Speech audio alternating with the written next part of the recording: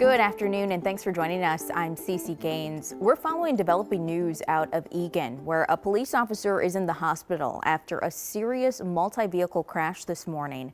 It happened on I-35E at Yankee Doodle Road during rush hour. Video from the scene here shows at least 3 vehicles were involved. An Eagan police spokesman confirmed that one of their officers was taken to Regions.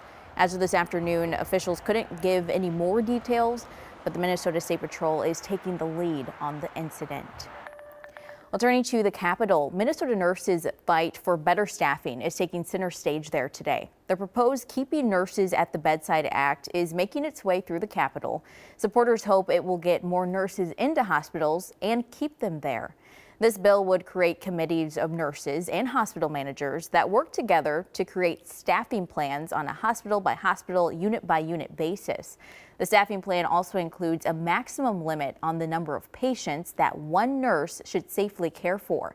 But the Minnesota Hospital Association says in order to comply with this bill, hospital units may close because right now there are more than 5,000 open RN positions. And if the math equation of patients and nurses doesn't add up to a number determined by an arbitrator, Minnesotans will be denied access to timely care. Now, even though there are differences, the groups do agree on some parts of this bill, like funding mental health services for care teams and expanding loan forgiveness programs for nurses.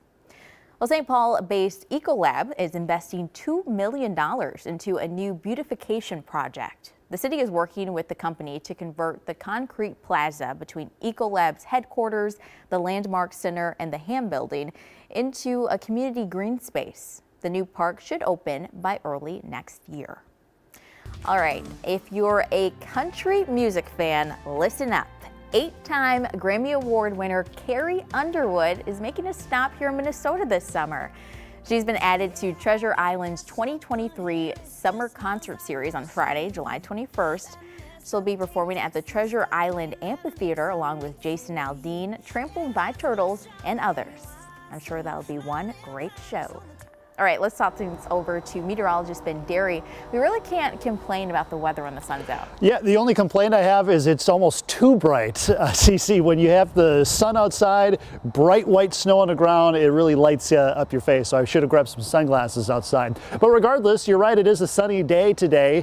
Clear sky last night and a fresh snowpack did allow temperatures to drop into the single digits last night. These are low temperatures, what we woke up to this morning, and even a few sub-zero readings. It looks like Buffalo dropped to 4 below, Princeton 8 degrees below zero, and yeah, it was a cold start, but tonight temperatures will be much warmer as the wind starts to pick up. Right now it's 25 degrees. Breezy southerly wind is going to push our temperatures just above the freezing mark today. Most of us will be in the lower to middle 30s by this afternoon, and keep in mind, if we did not have this fresh snow on the ground, if it was bare ground, we could easily see temperatures in the upper 40s and even low 50s. Here's a look at the forecast wind speeds, and you can see out in western Minnesota, that's where the strongest wind is forecast to be, gusting between 30 and 35 miles per hour, but most of the state will continue to see breezy winds at least through Wednesday. That's when temperatures will finally start to, wind speed will start to relax, and that's when temperatures will be at their warmest. Wednesday afternoon, 42 degrees for a high.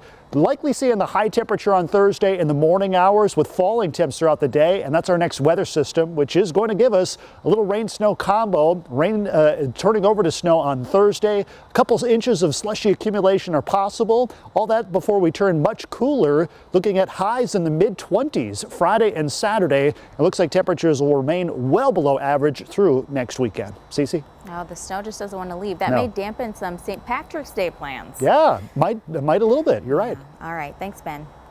Well, make sure to download the KARE 11 weather app. You can always get personalized forecasts, weather alerts, and check the live radar anytime. That app is free in every app store. All right, well, we will have more news and weather coming up in just 20 minutes here on KARE 11. Stay tuned. Have a great Tuesday.